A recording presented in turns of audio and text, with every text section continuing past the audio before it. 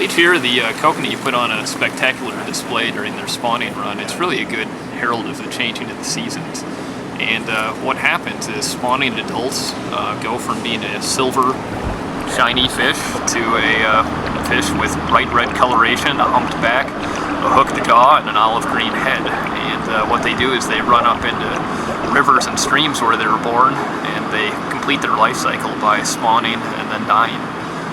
Life cycle is pretty unique. They're part of the salmon family. They're a landlocked relative of sockeye salmon, which are popular in the Northwest.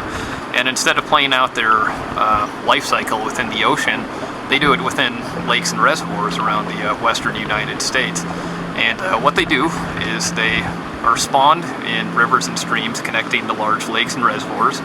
The young hatch during the fall and early spring, and then they're washed down into the lakes and reservoirs the following year.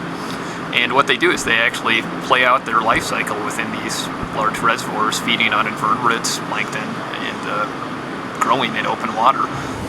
Causey, the best way if you're just an average Joe is to park at the Skull Crack Canyon parking area, and then it's generally about a 2.5 to 3 mile hike to the right-hand fork of the South Fork of the Ogden. That's where the larger spawning population is right now in that stream.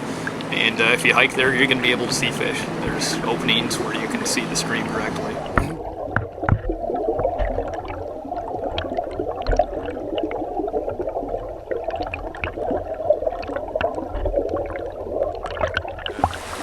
They seem to be a little smaller this year, but it's the 10th of September, and they seem to be pretty good.